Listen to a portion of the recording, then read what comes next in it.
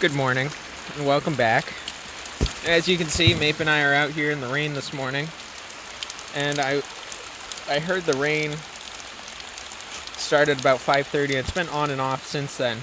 It's been pretty fickle, but it comes down in sheets of very, very heavy downpour. So I wanted to get up and take a look at this swale here and see if it needed any work, check my rainwater storage, do all that stuff that you can do when it's actually raining. And so far, so good. It looks like the swale is diverting the rain off of this building over here quite well. You can see it collects all down here, gets redirected around this bend, which is definitely the weak point in this system. And I've been looking for solutions, but it does still work. And so it's taking kind of a backseat. But we're gonna go check some of our rainwater and make sure that we're collecting all the rain that we can here. Over here, this is my first rain barrel I ever set up, and it does some good work. Collects quite a bit off of the roof here, and because of the holes and stuff in the lid, it all goes right in. So very nice. And I have that siphon linked using that PVC pipe there to that cat litter bottle, which is a overflow / catchment for that faucet there. So pretty simple stuff. And I have a siphon linked hose. Hello, me. Oh my god. And that comes all the way past here, next to the coop. Oh, and it looks like the rain has slowed down again. See, this guy's full. I actually have a valve on the end of this blue hose, which is going underneath here, which we're gonna go check. Rain's lightening up. Sunchokes can hold my umbrella for a second while I fish out the appropriate connection. Let's make sure I remember exactly how this is set up. Oh yeah, here's the spigot. All right, that is on. And then we will connect up this other hose, and we'll get a full link.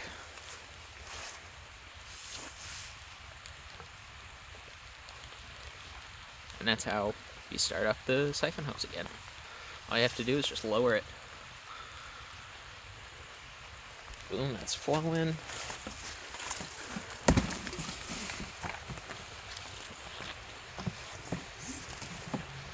And there we go.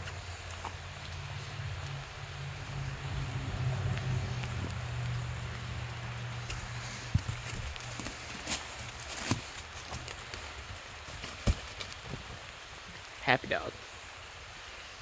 Happy dog. Happy plants. Everything's looking good. Taking advantage of this rain while we can. Check some of the stool mounting we did yesterday. Make sure that's still holding up. Chickens didn't break it up too bad.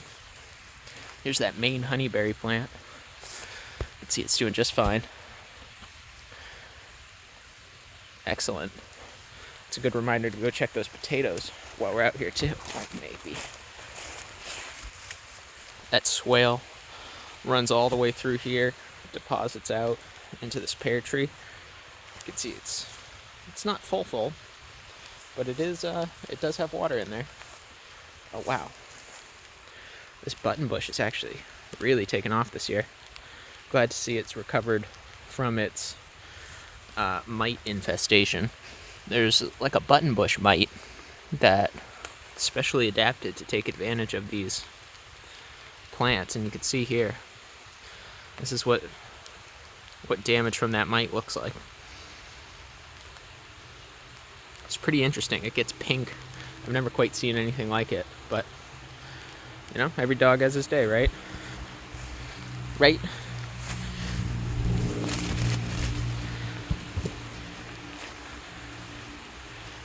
He's a good dog. Good dog. Alright, let's check these potatoes. You can see I've got the second dryer tub up top here. You can see I pinched some of the plants. You can just pull that out. And I'm prepping this up so I can go another layer here with the compost. Once these peek out over the top here, I'll know that I can start layering in some more compost. And I'm just feeling in there to see if it's warm, because if it is, that means it's still decomposing a little bit, and it is a little bit warm. So this is a good experiment to see how much these potatoes can tolerate in terms of hot compost and excess fertility. And so far so good. I mean, we'll really know after the rain. It'll be much easier to determine. We'll be able to see if they've soaked up anything or if they're showing anything in their leaves. Because right now they look pretty fine. Nothing out of the ordinary here. Let's check this one. Still doing pretty well. This one isn't siphon linked to anything. I just fill this one manually. But it's a good storage to have. But everything else looks well. We'll take a peek at the raspberries while we're back here. This currant is looking nice.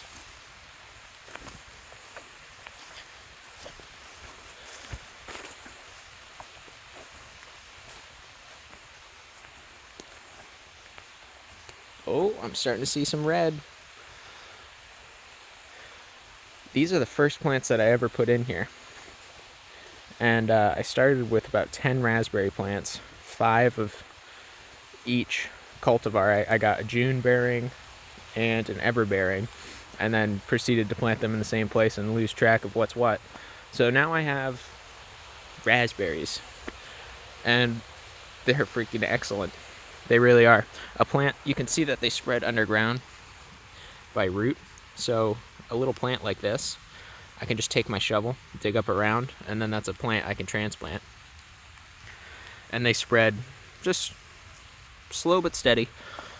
And they've slowly moved out here, which is very welcome. I've never had a problem with more raspberries.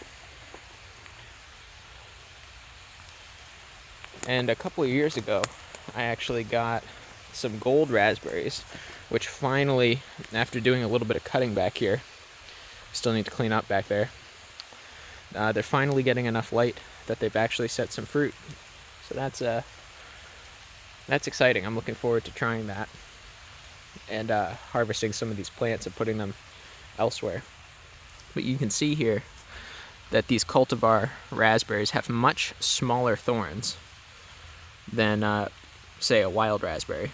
And that goes the same with blackberries. Blackberry thorns are some of the worst out there. You can see, like, this raspberry plant here. I could touch that all day, no problem.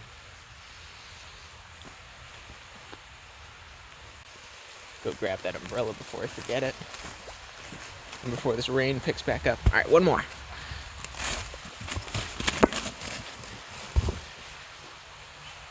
Such a good dog. That's a good dog. I'm very happy. But yeah, thanks for coming along for this morning walk. And enjoy the rain while you have it. Take advantage of what you can. And keep on keeping on. I'll see you guys in the next one.